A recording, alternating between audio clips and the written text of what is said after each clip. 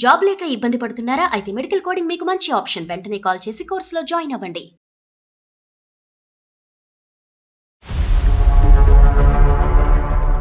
చాలా అదృష్టం అనుకున్నా. మా హస్బెండ్ చేయని ఘోరాలు చాలా ఉంటాయి సార్. నేను చెప్పుకోలేకపోతున్నాను సార్. ఏడవకండమ్మా. నేను ప్రెగ్నెంట్ అయినప్పుడు వాళ్ళ కాలేజీ ఫ్రెండ్ ఏదో చెప్పి తనతో మాట్లాడుతూ మొదలెట్టారు. అంతకుముందు క్లాస్మేట్, క్లాస్మేట్ ఇప్పుడు హాస్పిటల్లో పరిచయం. హాస్పిటల్ పరిచయం. అవును మేడం. వీళ్ళిద్దరికి మధ్యన గ్యాప్ ఎంత? ఒక 5 నెలలు వచ్చింది సార్. అంతకంటే ఎక్కువ ఆగలేడు అన్నమాట మీ ఆయన. వాళ్ళ హస్బెండ్ తెలిసిన ఇద్దరికి బాగా డోర్ తర్వాత వాయించుంటాడుగా అతను. మీ ఇద్దరి మధ్యన ఏమైనా గొడవలు ఉన్నాయమ్మా? లేదంటే మీ ఆయన ఏమైనా కామాందుడా? రెండోసారి కూడా నాకు పాప ఉంది కదా, కాళ్ళు పట్టుకుని రిక్వెస్ట్ చేసి నాకు కన్విన్స్ చేశాడు సార్.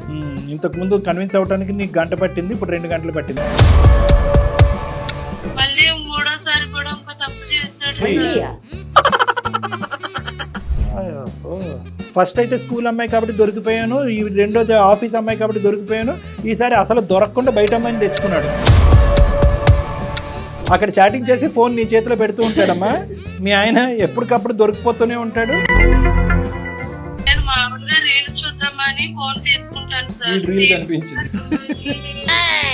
మనోడు ఏంటంటే ఇక్కడ క్లోజ్ అక్కడ స్టార్ట్, ఇక్కడ క్లోజ్ అక్కడ స్టార్ట్, అందుగురించి గుండె నిబ్బరంగా పెట్టుకొని అంటున్నా. ఇది రన్నింగ్ కామెంటరీగా ఎక్కడ ఆగలేదు ఈ బండి. మధ్యలో మిస్ అయిన లింకులు ఎన్ని ఉన్నాయో. ఇద్దరిద్దరు కళాపోషకుడు. డైరెక్ట్ గా ఇంటికే ఏ అమ్మాయి? మూడో అమ్మాయినేనా? 4వ అమ్మాయి. వీడు ఒకసారి యూజ్ చేసింది మళ్ళీ వాడడం వీడు. ఇంటికాడ 2 చెల్లెళ్ళు ఉన్నారు. భర్తను వదిలేసి వచ్చేస్తే వాళ్ళకి పెళ్ళిళ్ళు మళ్ళీ కన్విన్స్ చేయడానికి చూస్తున్నారు సార్ నన్ను. ఇటువంటి తండ్రినా నీ కూతురికి రేపొద్దున పరిచయం చేస్తావు. నీకు తెలిసి 4, నేను ఊహించుకోవటం 16.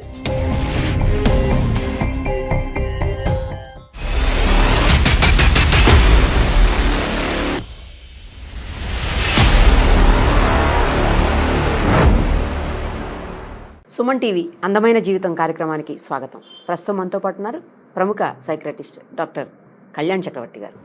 డాక్టర్ గారు నమస్తే. నమస్తే మేడం. ఈరోజు ఇప్పుడు మనం చూడబోయే ఇష్యూ ఏంటంటే, ఒక భార్య నమ్మకం, నిజంగా చెప్పాలంటే భార్యాభర్తల మధ్య ఉండాల్సిన నమ్మకం, ఆ నమ్మకం కోల్పోయిన తర్వాత ఉండాలా, వెళ్ళిపోవాలా, విడిపోవాలా అర్థం కాని పరిస్థితి. విడిపోదాము అంటే పేగుబంధం అడ్డు వస్తుంది, మళ్ళీ పిల్లోడో ఎవరో ఉంటారు, అది అడ్డు వస్తుంటుంది. అలాంటి దారుణమైనటువంటి పరిస్థితుల్లో ఒక మహిళ మనకి కాంటాక్ట్ చేశారు. ఆమెతో మాట్లాడదాం, ఆమె సమస్య ఏంటో విందాం. తప్పకుండా, షూర్. సరే, అమ్మాయి పేరు సౌజన్య మేడం.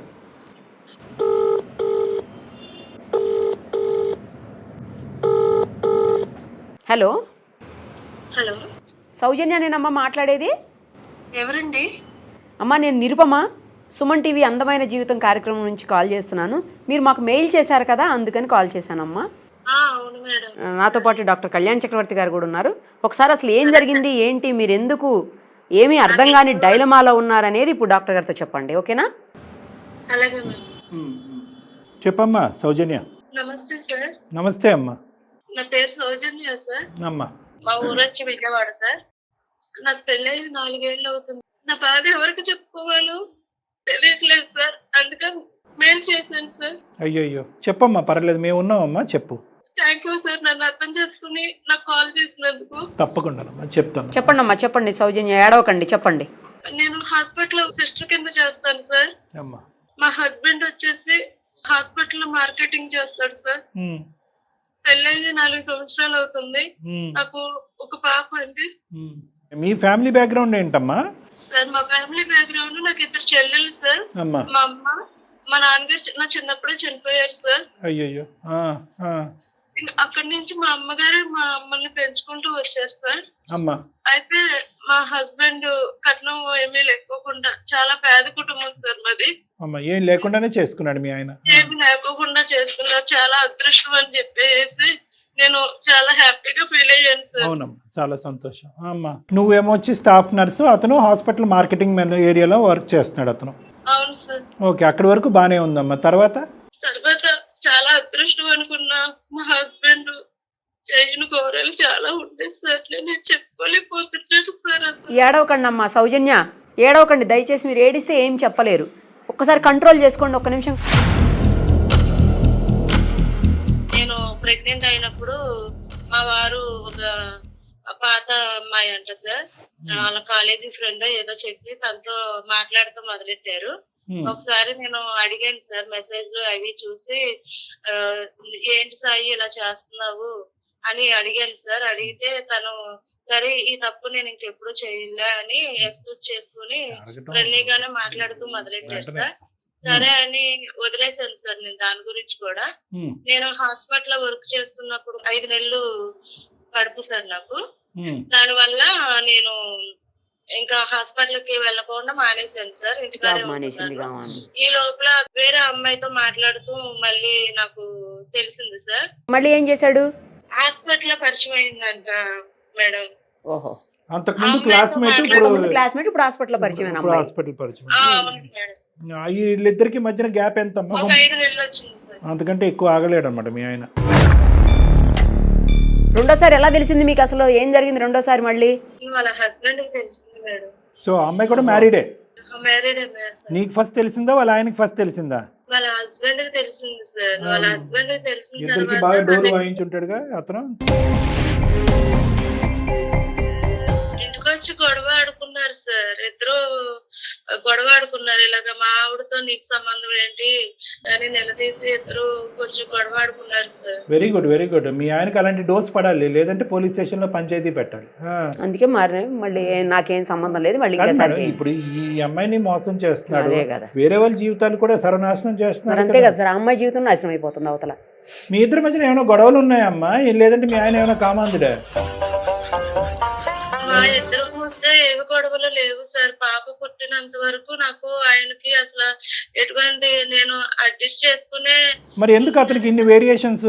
మరి ఆయన ఎందుకు ఇలా చేస్తున్నాడో తెలియట్లేదు. పాపను బాగానే చూసుకుంటున్నాడా? పాపను కూడా బాగానే చూసుకుంటాడు సార్. సో వాళ్ళ ఇంటికి వచ్చి గొడవాడి 4 మొట్టుకెళ్ళి మొట్టారా నెత్తి మీద? గొడవ ఇంత గట్టిగా ఆడుకున్నారు సార్. ఈసారి తప్పు ఒప్పుకున్నాడమ్మా? తప్పు ఒప్పుకుని ఏమైనా క్షమాపణ అడిగాడా? క్షమాపణ అడగటం అంటే నేను అసలు నాకు క్షమాపణ చెప్పినప్పుడు అసలు నేను ఒప్పుకోలేదు సార్. ఫస్ట్ సారి ఇలా చేసావు, రెండోసారి కూడా ఇలా చేస్తే నేను ఎక్కడికి వెళ్ళాలి, ఏంటి నా బాధ ఎవరికి చెప్పుకోవాలి, నా కన్న తల్లికి కూడా నేను చెప్పుకోలేను కదా, నువ్వు తప్ప నాకు ఎవరున్నారు అని నేను నీతోనే ఉన్నానని ఒక ఫస్ట్ సారి కాంప్రమైజ్ అయ్యాను. మళ్ళీ ఇప్పుడు రెండోసారి కూడా ఇలా కాంప్రమైజ్ అవ్వమంటే ఇంక నేను ఏం చెయ్యాలి గట్టిగా నిలదీసి అడిగాను సార్. అప్పుడేమన్నాడు? రెండోసారి కూడా నాకు పాప ఉంది కదా, నేను ఇప్పుడు రిక్వెస్ట్ చేసుకుంటున్నాను అని చెప్పి కాళ్ళు పెట్టుకుని రిక్వెస్ట్ చేసి నన్ను కన్విన్స్ చేశాడు సార్. ఇంతకు ముందు కన్విన్స్ అవడానికి నీకు గంట పట్టింది, ఇప్పుడు 2 గంటలు పట్టింది, అంతే అయి ఉంటుంది తేడా. ఇప్పుడు ఏ సంఘటనకి ఆ సంఘటన ఎక్కడికక్కడ అడ్డంగా దొరికిన తర్వాత క్షమాపణలు ఆడటం, కాళ్ళ మీద పట్టడం కాదు, అసలు ఎందుకు వెళ్తున్నాడు అనేటటువంటిది ప్రధానంగా. ఇప్పుడు ఇక్కడ ఏమైనా దొరకట్లేదా, ఇక్కడ అందట్లేదా, ఇక్కడ ఇవ్వట్లేదా, వాట్ ఈజ్ హ్యాపెనింగ్ హియర్? ఒకటి గత స్నేహితురాలు, మళ్ళీ పాత జ్ఞాపకాలు ఏదో వచ్చినాయి, కట్ చేశాడు. ఏకంగా అతనికి తిండి పెట్టేటటువంటి ఆఫీసులోనే ఇలాంటి అక్రమ వేషాలు వేస్తూ ఉంటే కనుక అటువైపు వాళ్ళు పరుగు పోతుంది, వాళ్ళు భార్యాభర్తల మధ్య వాళ్ళ జీవితం నాశనం అవుతుంది, నీ జీవితం నాశనం అవుతుంది. దానికి మించింది ఏంటి? పరుగు పోతుంది. పరువు, నీకు బిడ్డ ఉన్నది, పరువు పోయే పరిస్థితి. నువ్వు ఇక్కడైనా కూడా నేను అడిగేది ఏంటంటే, ఎక్కడికక్కడ కన్విన్స్ చేశాడు మంచోడు దేవుడు అంటాం కాకుండాని నీ మనసు కరిగిపోవటం అనేది పక్కన పెడితే కనుక రేపొద్దున ఇది ఇంకోసారి జరగడానికి ఇంకో అవకాశం ఉందేమో, ఛాన్స్ ఉందేమో అని చెప్పి మీ అమ్మ నాన్నలకో వాళ్ళ అమ్మ నాన్నలకో ఎవరికో ఒకరిని కూర్చోపెట్టి కొద్దిగా ఎక్స్ట్రా గడ్డి పెడితే బాగుంటుంది కదమ్మా అతనికి. అది కూడా అయ్యింది సార్, ఆ పంచాయతీ కూడా జరిగింది సార్. ఓకే, ఇది రెండోసారి చేశాడు కదా సార్. ఈ రెండోసారి కూడా నేను కాంప్రమైజ్ అయ్యాను సార్. అయిన తర్వాత కొంచెం మంచిగానే మాట్లాడి మంచిగానే ఉన్నాడు సార్. మళ్ళీ మూడోసారి కూడా ఇంకో తప్పు చేశాడు సార్. అమ్మ వీడికి వెనతో పెట్టిన విద్యలా ఉందమ్మా. ఇప్పుడు మూడోసారి ఎంత గ్యాప్ ఉందమ్మా? ఒక 3 సంవత్సరాల తర్వాత, 2 సంవత్సరాల తర్వాత ఎంత గ్యాప్ ఈసారి? మాకు పెళ్ళయ్యే 4 సంవత్సరాలు అవుతుంది సార్. ఇది కూడా రీసెంట్ అయితే రీసెంట్ గానే జరిగింది సార్. ఇది రీసెంట్ గానే జరిగింది మూడోది.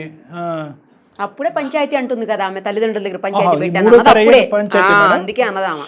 ఈ మూడో వ్యక్తి ఎవరు? ఈ అమ్మాయి బయట అమ్మాయి సార్.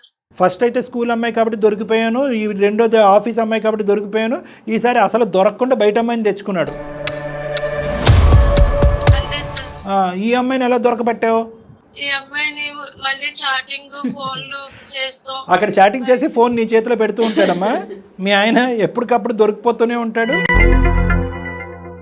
నీకు ఇదే పని, పాపం చూసుకోవటం కంటే అతను ఫోన్ చాటింగ్ చూడటమే నీకు ఎక్కువైపోయింది.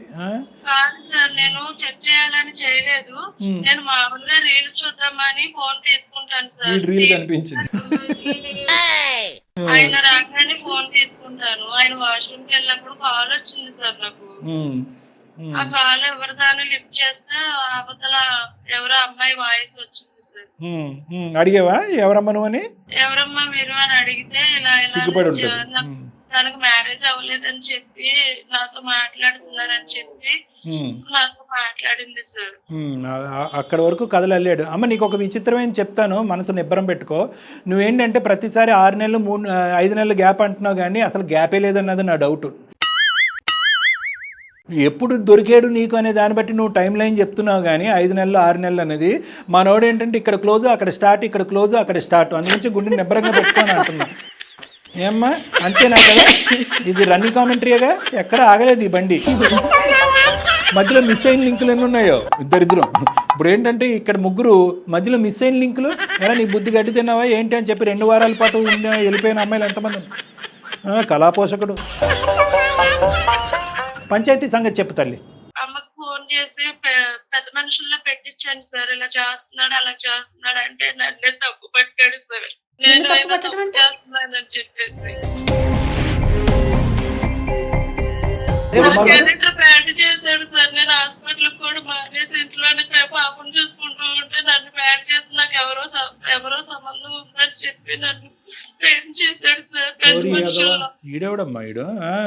ఈయన నమ్మింది నువ్వు, ఇంతకాలం నమ్మి దేవుడు బంగారం అనేది నువ్వు ఇతన్నా అనేది. నీ అసెస్మెంట్ అన్నా తప్పు అయి ఉండాలి, వాడు లేదంటే వాడు అందరికీ మించినటువంటి దుర్మార్గుడైనా అయి ఉండాలి. బాగా నాటకాలు ఆడుతున్నాడు. అంతే కదా మేడం? ఇంత భయంకరమైనటువంటి మనిషిని ఈ అమ్మాయిని పొగుడుతూ కాపాడుకుంటూ కన్విన్స్ అయిపోయాను అని చెప్పి. మా ఆవిడ తప్పు చేస్తుంది, నా ఆవిడ మంచిది కాదు, వాళ్ళతో ఎందుకు తిరుగుతూ నేను చూసాను, అందుకని నేను తప్పు చేస్తున్నాను. అందుకే నేను చేస్తున్నాను అంటే మొదటి 2 సార్లు ఇలా తెలియదు కదా సార్. అవును. అందుకని 3వ వచ్చింది కాబట్టి ఇది ఫస్ట్ అన్నట్టు కదా వాళ్ళ దగ్గర. అంతే. అందుకని వైఫ్ మీద దోస్తాడు. మా అత్త మా మామ కూడా తన కొడుకునే సమర్థించుకుంటా వస్తున్నారు. అంతే దొందు వీళ్ళందరూ ఒకే బ్యాచ్. ఫైట్ చేసావా? చేశాను సార్. ఈ చాటింగ్ లో ఫోటోలు తీసుకున్నావా?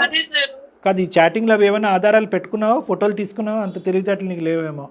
లేవు సార్. ఏ ఆధారాలు లేవు నీ దగ్గర. సరే, తర్వాత ఏమైందమ్మా? ఫైనల్ గా మీరు ఇద్దరు కలిసే ఉన్నారా? ఇప్పుడు ఏం జరుగుతుంది ప్రస్తుతం?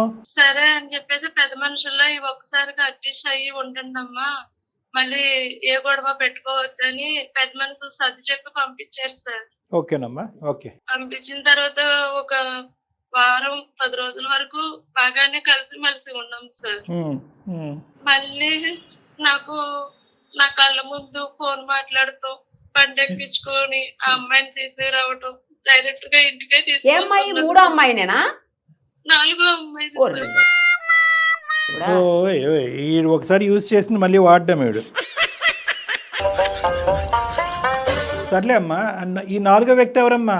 ఎవరో తెలియదు సార్, ఎక్కడి నుంచి వస్తుందో తెలియదు. నా ముందు వస్తుంది, నా ముందే డైరెక్ట్ గా ఫోన్ మాట్లాడుతున్నాడు, నా ముందే బండి ఎక్కించుకుని వెళ్తున్నాడు. నేను అడిగాను, ఏంటి ఇలా చేస్తున్నావు సాయి, ఎందుకు నన్ను ఇన్నిసార్లు మనశ్శాంతి లేకుండా చేస్తున్నావు, నాకు పాప ఉంది, పాపను కూడా చూడలేవా అని చెప్పి గట్టిగా నిలదీసి అడిగాను సార్. నేను మళ్ళీ కన్విన్స్ చేశాడమ్మా?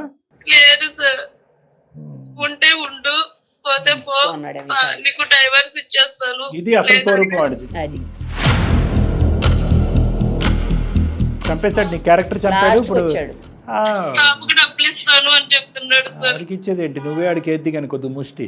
ఏదైనా జబ్బులు వస్తాయి కదా, అంటురోగాలు వస్తాయి ఆడికి తొందరలోనే, అప్పుడు నువ్వే ఎద్ది కానీ కొద్ది ముష్టి. ఏమో ఆడి నీకు ఇచ్చేది డబ్బులు. ఏదో ఉన్నారు ఏదో. నువ్వు ఫినిష్ చేయ, తర్వాత నేను మాట్లాడతాను, నాకు చాలా కోపంగా ఉంది, నువ్వు ఫినిష్ చేసేసి. నీ మీద కదా, వాడి మీద. మా అమ్మగారు ఏమన్నారంటే, ఇప్పుడు నీకు ఇంటికాడ 2 చెల్లెళ్ళు ఉన్నారు, నువ్వు భర్తను వదిలేసి వచ్చేస్తే ఎలాగా, వాళ్ళకి పెళ్ళిళ్ళు అని చెప్పి మళ్ళీ కన్విన్స్ చేయడానికి చూస్తున్నారు సార్ నన్ను. మీ బలహీనత, మీ కుటుంబ బలహీనత వాడి బలం. సరే చెప్పమ్మా. ఇంకా పెద్ద మనుషుల్లో కూడా మళ్ళీ కన్విన్స్ చేసుకుంటున్నారు సార్. నాకు ఇప్పుడు ఏం చేయాలో ఏంటో నాకు ఏం అర్థం కావట్లేదు సార్. ఓ పక్క పిల్ల చెల్లెళ్ళు, ఇంకో పక్క వీడియో డైవర్స్ తీసుకుని వెళ్ళిపోతే చెల్లెలు పెళ్ళిళ్ళు అవ్వవు అని చెప్పి నాకు వెనకాల బాగా నడిపిస్తున్నారు సార్. అమ్మా అమ్మా ఇంకో పక్క కూతురు, అందరూ ఆడపిల్లలు. ఒక పక్కన కూతురు అయిపోయింది. అదే ఏం చెప్పాలో కూడా అర్థం కాని కూడా నాకు తెలియట్లేదు సార్. అమ్మ నేను ఒకటి చెప్పనా అమ్మా, నేను ఒక్క 2 మాటలు మాట్లాడతానమ్మా. నాకు చాలా ఇమోషనల్గా ఉంది, కానీ మాట్లాడటం తప్పదు కాబట్టి మాట్లాడుతున్నాను. సహజంగా ఏంటంటే ఈ వేదిక మేంచి అమ్మ వాడికి ఒకసారి ఫోన్ కలుపు అని అంటాం, కానీ దయచేసి వాడికి ఫోన్ కలపద్దు అని నేను అంటున్నాను. ఎందుకంటే కనుక వాడు కాదు మేడం, వాడు మనల్ని కన్విన్స్ చేస్తాడేమో అని భయం, మళ్ళీ ప్రయాణం మొదలు పెడతాడు వాడు. ఎందుకంటే వాడికి వెనతో పెట్టిన విద్య 2, ఒకటి ఆడవాళ్ళు వాళ్ళని కన్విన్స్ చేయటం, రెండోది నీలాంటి ఆడవాళ్ళని కన్విన్స్ చేయటం. మా వరకు వచ్చి మమ్మల్ని కూడా కన్విన్స్ చేసేసి లేదు సార్ తప్పు అయిపోయింది సార్ ఏదో అని చెప్పినా చెప్పచ్చు, లేదంటే నా భార్యే బ్యాడ్ అంటే అని అన్నా అనొచ్చు. అలా అంటే కనుక వాడు ఎక్కడున్నాడో అక్కడికి వచ్చాడు చంప పగల కొడతాం నేను మేడం. కానీ వాడితో మాట్లాడవలసినటువంటి అవసరం లేదమ్మా. ఎందుకంటే పూసగుచ్చినట్టు నువ్వు చాలా క్లియర్ కట్గా వాడి వ్యక్తిత్వం, క్యారెక్టర్ అనేది నీకు లేటుగా తెలిసినా లేటెస్ట్గా తెలిసింది. ఇప్పటికైనా కూడా దురదృష్టం ఏంటంటే బిడ్డ పుట్టిన తర్వాత నువ్వు కన్విన్స్ అవటం తగ్గించి, నీ కనువిప్పు కలిగి ఇంటి గడప నుంచి బయటకు అడుగుపెట్టి నేను నీతో పాటు ఉండలేనురా అనేటటువంటి ఆలోచనలోకి నీకు వచ్చినట్టు అనిపిస్తుంది. ఆ విధంగా ఆలోచించడానికి మీరు రెడీగా ఉన్నారా సౌజన్య గారు? రెడీగా ఉండడానికి సార్ నా చేతిలో పాప ఉంది సార్. నాకు భర్త లేకపోతే చెల్లెలకి పెళ్ళిళ్ళు అవ్వమని చెప్తున్నారు కదా సార్. అమ్మ కూడా అదే మాట ఉంటుంది సార్. ఏం చేయాలి ఈ సిచ్యువేషన్, నాకు ఏం చేయాలి అర్థం కావట్లేదు. మీ అమ్మ అలాగే ఉంటుంది, మీ అమ్మ కూడా అదే అంటదమ్మా. ఇక్కడ అమ్మల గురించి కాదు సబ్జెక్టు, పాప గురించి కూడా సబ్జెక్టు కాదు. పాప ఇంపార్టెంటే, కానీ ఇటువంటి తండ్రినా నీ కూతురికి రేపొద్దున పరిచయం చేస్తావు. నీకు తెలిసి 4, నేను ఊహించుకోవటం 16, 4 రెట్లు ఎక్కువ ఉంటుంది.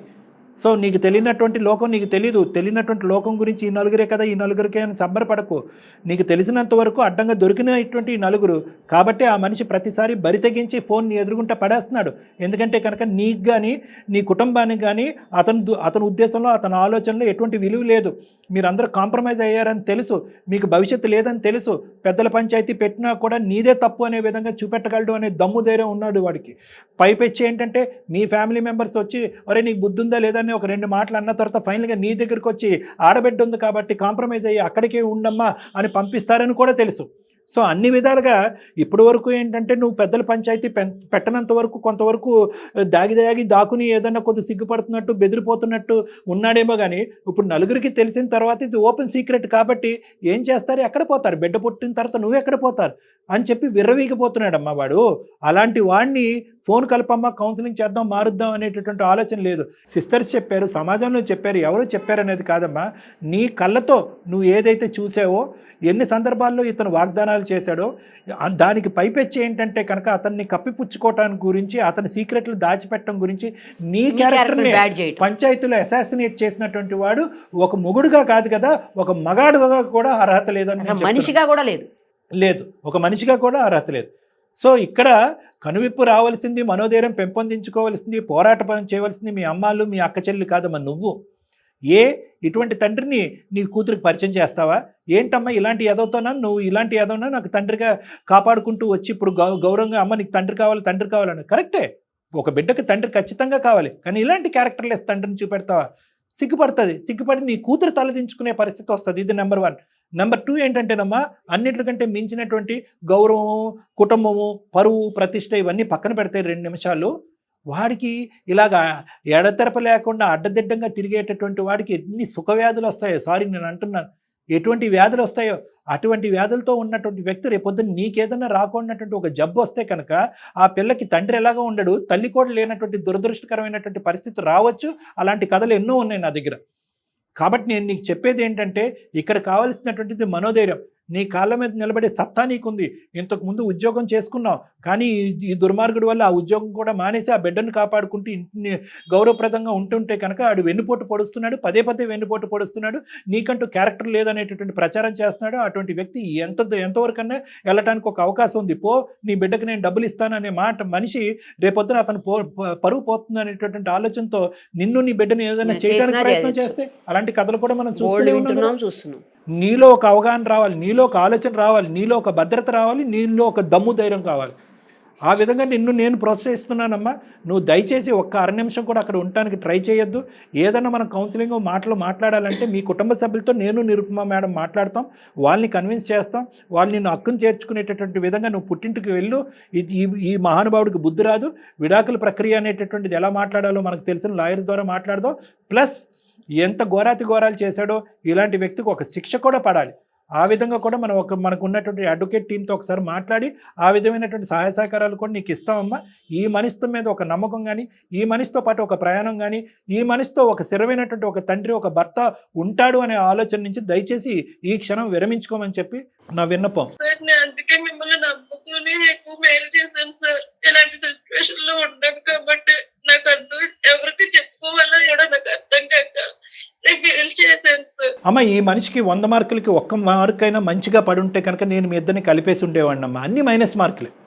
ఏది not only as a character ఒక ఆడవాళ్ళతో తిరిగేటటువంటి ఒక మగాడు పెళ్ళయిన తర్వాత 100 వాగ్దానాలు చేసి వాగ్దానాలు విరగొట్టి వెళ్ళే మగాడు గురించే కాదు, నీ క్యారెక్టర్ని అసాసినేట్ చేసి నీకు ఒక గౌరవం లేకుండా అటు కుటుంబం ఇటు కుటుంబంలో కూడా నీ యొక్క క్యారెక్టర్ని అసాసినేట్ చేసి నిన్ను కాళ్ళ కింద తొక్కుకుంటూ వెళ్ళిపోయేటటువంటి ఒక మగాడి దగ్గర అర నిమిషం కూడా ఉండమని చెప్పి నేను ప్రోత్సహించనమ్మా. కాబట్టి ఇది ఎప్పుడు కూడా మొదటి నుంచి చివరి వరకు నాకు ఎప్పుడు కూడా నా మనసుకు తడుతుంది ఏంటంటే ఇది 1 వే ట్రాఫిక్.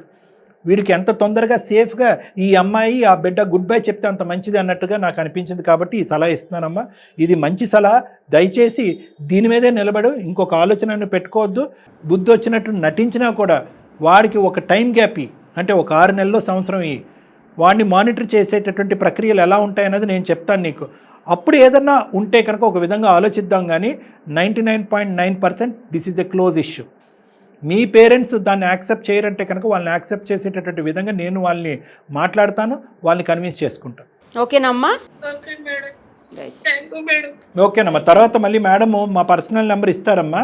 అప్పుడు మళ్ళీ ఒకసారి వద్దురి కానీ మనం ఇంకా డీటెయిల్డ్గా మాట్లాడి నెక్స్ట్ స్టెప్స్ ఏంటి అన్నది ఆలోచిద్దాం. అలాగే సార్. ఆల్ ద బెస్ట్ అమ్మా Soujanya. God bless. Thank you sir. Nice sir. Thank you. Thank you.